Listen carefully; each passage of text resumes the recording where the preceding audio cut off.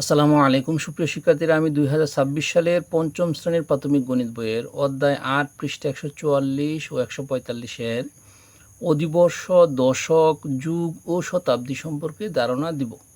চলো তাহলে আমরা প্রথমে অধিবর্ষ সম্পর্কে ধারণা লাভ করি। অধিবর্ষ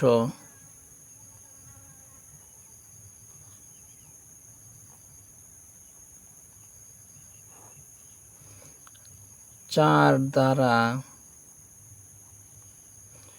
নিঃশেষে বিভাজ্য।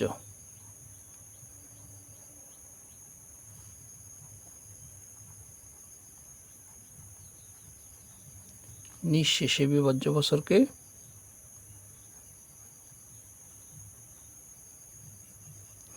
অধিবর্ষ বলা হয়।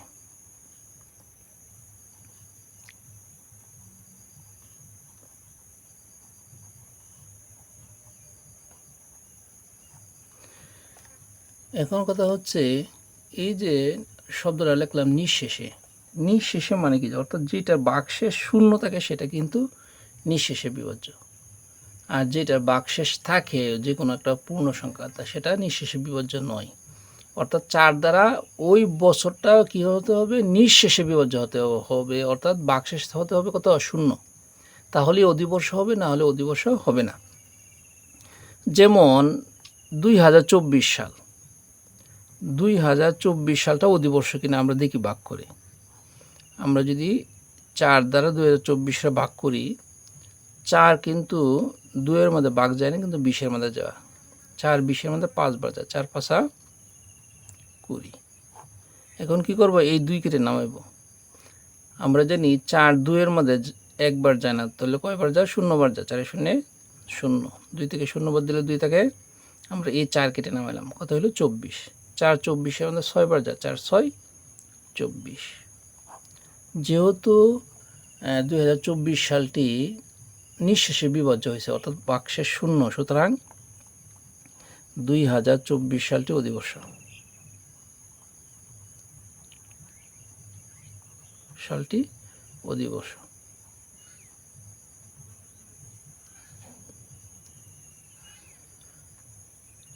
তাহলে যেই সালটি অধিবর্ষ হবে সেই সালের ফেব্রুয়ারি মাস হবে 29 দিনে, ফেব্রুয়ারি মাস 29 দিন, এবং এই বছরটি হবে 366 দিনে,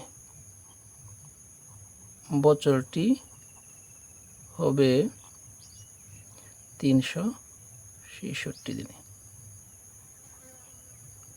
অর্থাৎ যে সালটা অধিবর্ষ হবে সেই অধিবর্ষ সালে ফেব্রুয়ারি মাস যাবে 29 দিনে এবং বছরটি হবে 366 দিনে।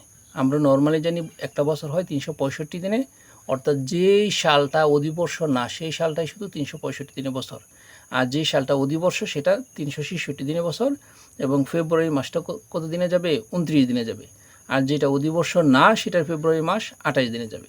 আশা করি এই যে অধিবর্ষ হলে ফেব্রুয়ারি মাস কত দিনে যায় এবং বছরটা কত দিনে যায় সেটা সম্পর্কে তোমরা ধারণা লাভ করছো। আমরা 4 দ্বারা 2026-কে নিঃশেষে বিভাজ্য করে দেখি ভাগ যায় কি না। 4 20-এর মধ্যে 5 বার যায়, 4 5 20, এই 2 কেটে নামাইলাম, 4 2-এর মধ্যে 0 বার যায়, 4 0 0, 2 থেকে 0 বাদ দিলে 2 থাকে, এই 6 কেটে নামাইলাম 26, 4 26-এর মধ্যে 4 6 24, 4 7 28, 7 বার দিলে বেশি হয়ে যায়, তাহলে আমরা 6 বার দিব, 4 6 24, বিয়োগ করে 6 থেকে 4 গেলে থাকে 2। এইটার দেখো বাকশেষ কিন্তু 2 আছে, অর্থাৎ এটা নিঃশেষে বিভাজ্য নয়, অর্থাৎ 2026 সালটা সেটা কি নয়, নিঃশেষে বিভাজ্য নয়।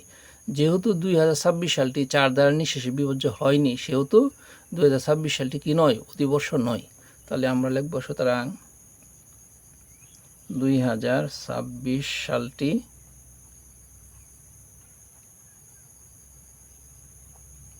অধিবর্ষ নয়।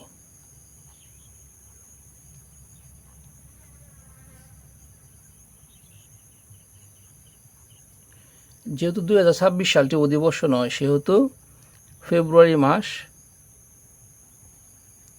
ফেব্রুয়ারি মাসটি হবে কত দিনে? 28 দিনে। আর বছরটি হবে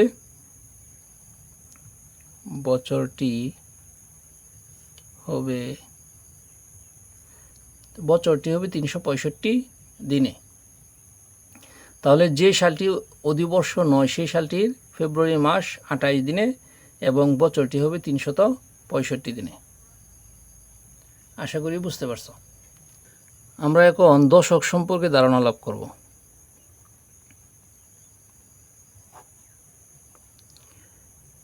ধারাবাহিক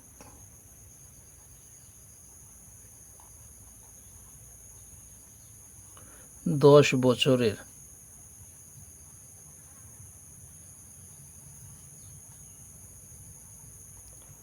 সময়কালকে, তাহলে ধারাবাহিক 10 বছরের সময়কালকে দশক বলা হয়।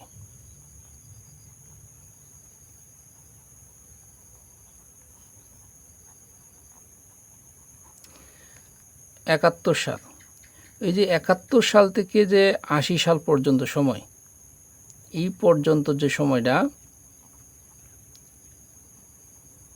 সময়কে 70-এর দশক বলা হয়। 70-এর দশক বলা হয়।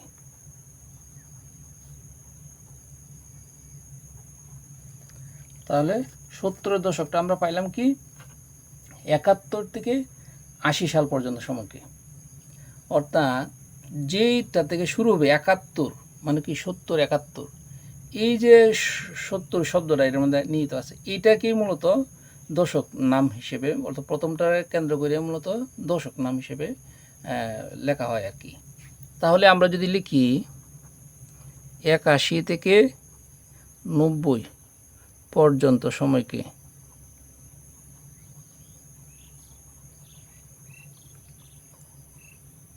সময়কে 80-র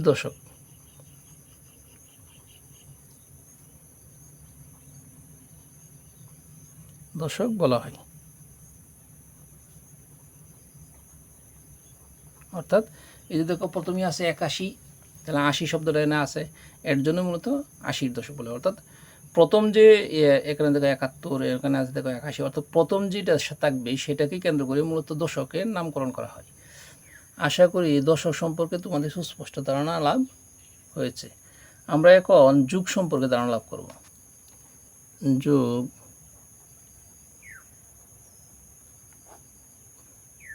যুগের সংজ্ঞা হচ্ছে ধারাবাহিক 12 বছরের সময়কালকে, ধারাবাহিক 12 বছরের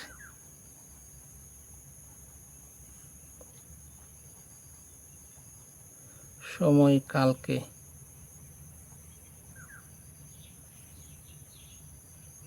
যুগ বলা হয়।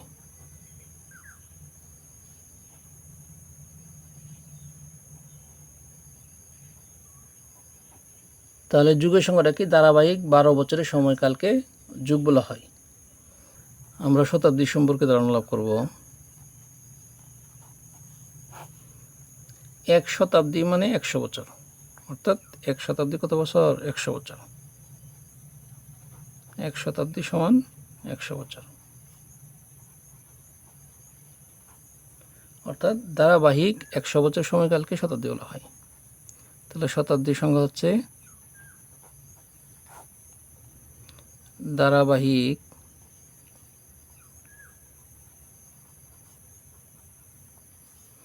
100 বছরের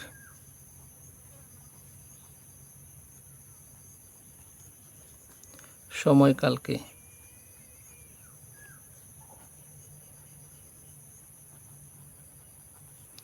শতাব্দী বলা হয়।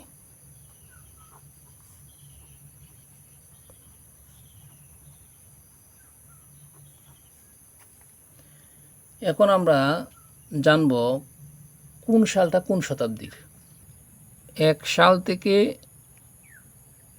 100 সাল এই পর্যন্ত যে সময়, এটাকে বলা হয় প্রথম শতাব্দী।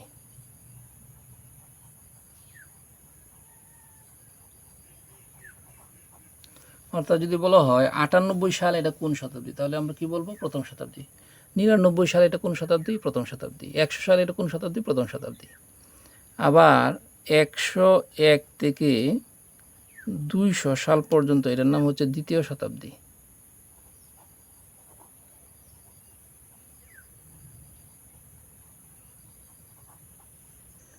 দুইশো এক থেকে 300 সাল এই সময়টাকে বলা হয় তৃতীয় শতাব্দী।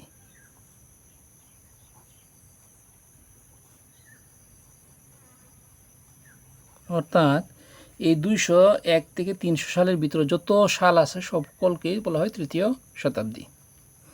তারপর 301 থেকে 400 সাল পর্যন্ত সময়কে বলা হয় চতুর্থ শতাব্দী।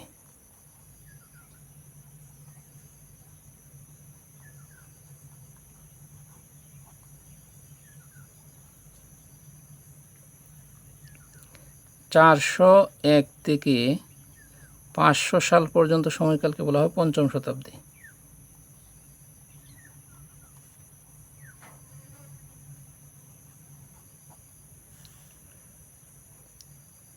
পাঁচশো এক থেকে 600 সাল পর্যন্ত সময়কে বলা হয় ষষ্ঠ শতাব্দী।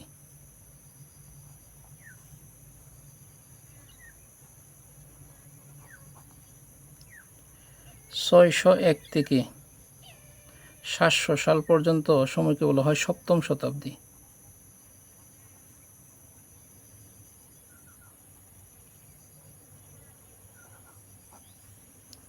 সাতশো এক থেকে 800 সাল পর্যন্ত সময়কে বলা হয় অষ্টম শতাব্দী।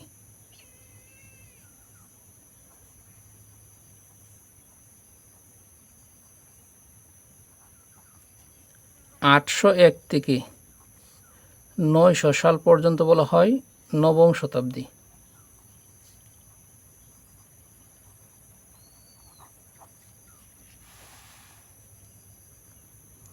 901 থেকে 1000 সাল পর্যন্ত সময়কে বলা হয় দশম শতাব্দী।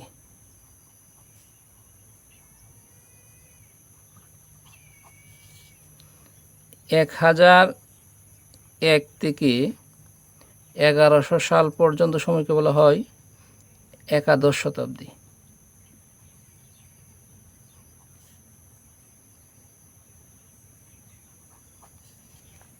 1101 থেকে 1200 সাল পর্যন্ত সময়কে বলা হয় দ্বাদশ শতাব্দী।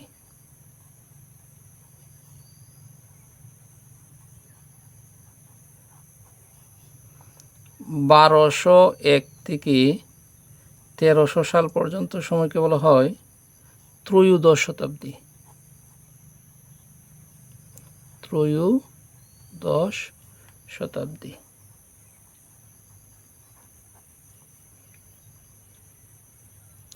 1301 থেকে 1400 সাল পর্যন্ত সময়কে বলা হয় চতুর্দশ শতাব্দী।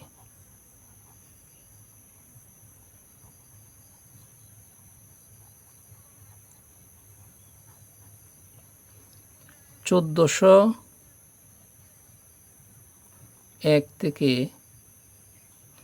1500 সাল পর্যন্ত সময়কে বলা হয় পঞ্চদশ শতাব্দী।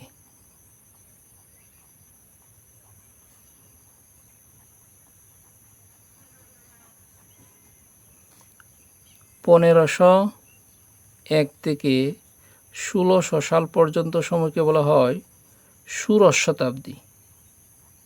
ষোড়শ শতাব্দী। 1601 থেকে 1700 সাল পর্যন্ত সময়কে বলা হয় সপ্তদশ শতাব্দী।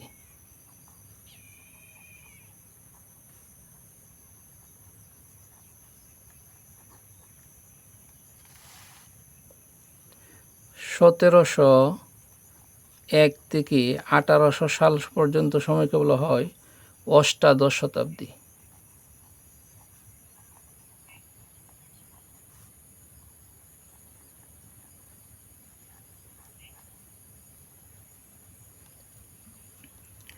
1801 থেকে 1900 সাল পর্যন্ত সময়কে বলা হয় ঊনবিংশ শতাব্দী।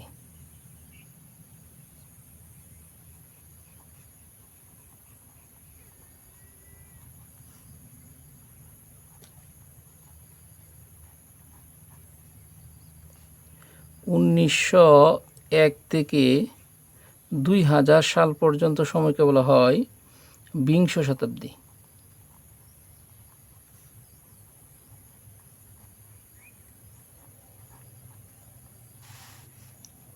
2001 থেকে 2100 সাল পর্যন্ত সময়কে বলা হয় একবিংশ শতাব্দী।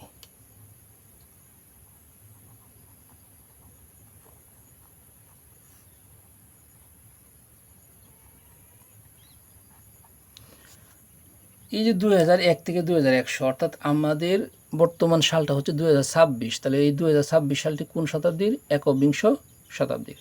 অর্থাৎ এই যে আমি সালগুলো লিখলাম, অর্থাৎ 2001 থেকে 2100 ভিতরে যত সাল আছে সকল সালগুলোই একবিংশ শতাব্দীর অন্তর্ভুক্ত। অর্থাৎ 2001ও একবিংশ শতাব্দী, 2010ও একবিংশ শতাব্দীর, 2025ও একবিংশ শতাব্দী, 2026, 2100 সালটাও একবিংশ শতাব্দীর। আশা করি এই যে শতাব্দী সম্পর্কে তোমাদের মোটামুটি সুস্পষ্ট ধারণা লাভ হয়েছে। আমরা এখন 145 পৃষ্ঠার সালগুলো কোন শতাব্দী সেই সম্পর্কে ধারণা লাভ করব। এখানে প্রথম দেওয়া আছে 1600 সাল এবং 1701 সালটি কোন শতাব্দীর ছিল। চলো আমরা জেনে নিই 1600 1700 কোন শতাব্দীর ছিল। এখানে দেখো আমরা লিখছিলাম 1501 থেকে 1600 সাল পর্যন্ত এই শতাব্দীর নাম ছিল ষোড়শ শতাব্দী। অর্থাৎ 1600 সালটি কোন শতাব্দীর? ষোড়শ শতাব্দী। তাহলে 1600 সালটি কোন শতাব্দী হবে? ষোড়শ শতাব্দী। আরেকটা হচ্ছে 1701 সাল। 1701 সাল, এই দেখো আমি খাতায় কী লিখছিলাম, 1701 সালটি হচ্ছে অষ্টাদশ শতাব্দী। তাহলে এই 1701 সালটি কোন শতাব্দীর হবে? অষ্টাদশ শতাব্দীর হবে। আশা করি বুঝতে পারছো। এখানে দেখো 4টা সাল দেওয়া আছে। এক নম্বরে দেওয়া আছে 1945, 2 নম্বর আছে 1300, 3 নম্বর আছে 1899, 4 নম্বর আছে 1756। চলো এই সালগুলো কোন শতাব্দী সেগুলো জেনে নিই। এক নম্বর আছে 1945 সালটি। 1945 সালটি কোন শতাব্দীর? দেখো এই যে 1901 থেকে 2000 সাল, এটাকে বলা হয় বিংশ শতাব্দী। অর্থাৎ 1901 থেকে 2000-এর ভিতরে যতগুলো সাল আছে সবগুলি বিংশ শতাব্দীর। তাহলে 1945 কোন শতাব্দীর হবে? বিংশ শতাব্দী।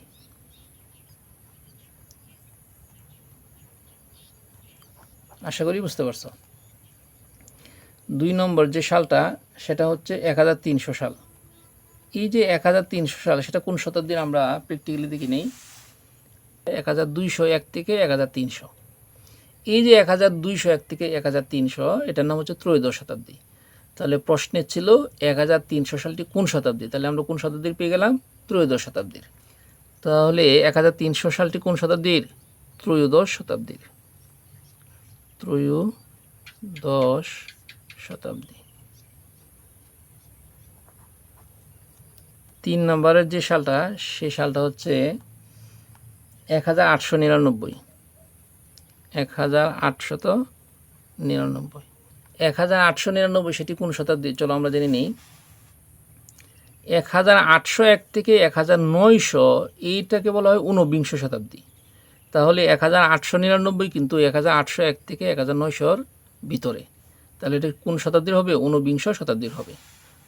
তাহলে আমরা লিখব 1899 এটা কোন শতাব্দী? ঊনবিংশ শতাব্দী।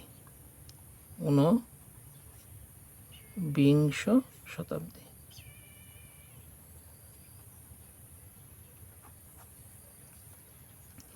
4 নাম্বার হচ্ছে 1756। 1756 সাল। 1756 সালটি কোন শতাব্দী সেটা জানবো। 1701 থেকে 1800 সালটি সেটা হচ্ছে অষ্টাদশ শতাব্দী। অর্থাৎ 1701 থেকে 1800-র ভিতরে যত সাল আছে সবগুলো অষ্টাদশ শতাব্দীর অন্তর্ভুক্ত। তাহলে 1756 সালটি কী হবে? অষ্টাদশ শতাব্দীর হবে। তাহলে আমরা লিখব 1756 সালটি অষ্টাদশ শতাব্দী। অষ্টাদশ শতাব্দী। সুপ্রিয় শিক্ষার্থীরা, যে কোনো সাল দেওয়া থাকলে সেটা কোন শতাব্দীর অন্তর্ভুক্ত হয় সেটা কীভাবে বের করো সে সম্পর্কে আমি যে ধারণা দিচ্ছি সেটা আশা করি তোমরা বুঝতে পারছো। আমি শতাব্দী সম্পর্কে যে চার্টটা তোমাদের দিছি সেই চার্টটা যদি তোমরা মুখস্থ করতে পারো তাহলে আশা করি তোমরা শতাব্দী সম্পর্কে যে কোনো প্রশ্নের উত্তর তোমরা দিতে পারবা। সুপ্রিয় শিক্ষার্থীরা, আজকে এ পর্যন্তই। আমার ভিডিওগুলো যদি তোমাদের ভালো লেগে থাকে তাহলে অবশ্যই আমার চ্যানেলটি সাবস্ক্রাইব করে আমার পাশে থাকবে। সকলকে ধন্যবাদ। আসসালামু আলাইকুম।